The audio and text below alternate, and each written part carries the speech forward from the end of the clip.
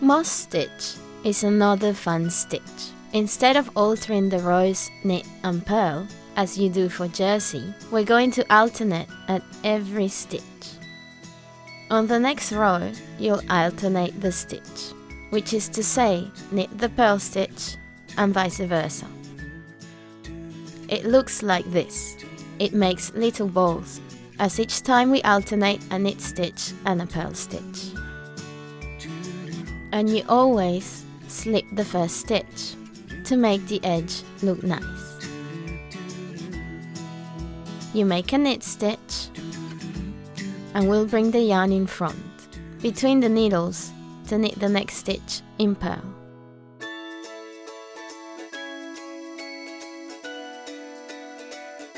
Then we'll take the yarn behind between the needles.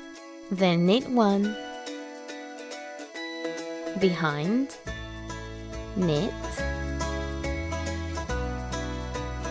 in front, purl, behind, knit,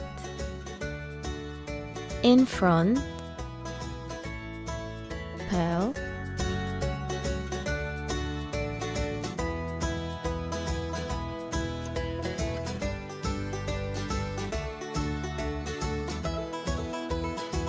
there, we've made the first row. We turn it over, and there you see the purl stitches and the knit stitches.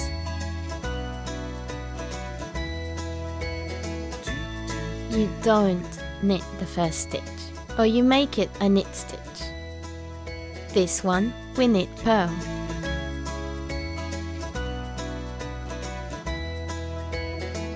The stitch that is there is a purl stitch, so we make a knit one.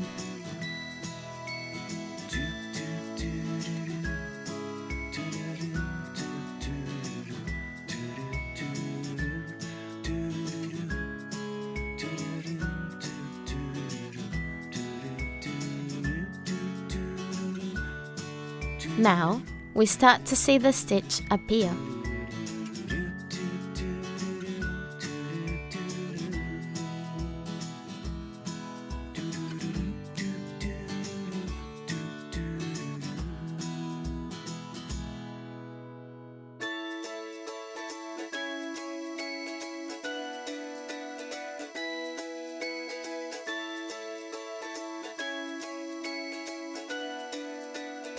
Here's a way to remember how to begin.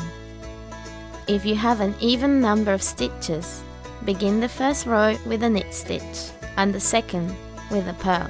If you have an uneven number of stitches, you always make the first stitch knit, or always the first stitch of each row purl. The fact that you have an uneven number of stitches automatically will make them alternate as they should.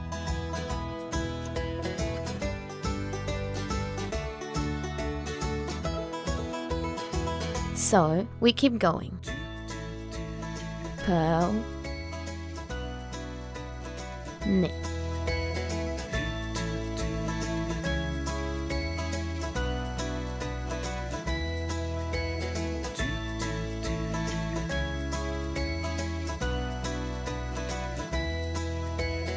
And it's important to remember to bring your yarn from front to back between each stitch.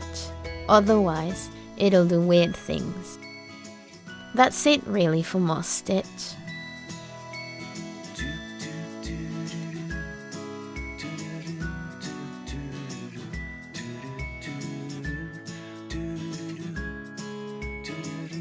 And here is what happens if we do it with 2 stitches over 2 rows. It's a variation. Instead of 1 knit, 1 purl, 1 knit, we knit 2 purl, 2 knit, and each time over 2 rows. So that gives the checkboard effect of 4 little alternating squares. 2 across and 2 up. So the first row. The next row you don't alternate the stitch, and the next row you alternate the stitch.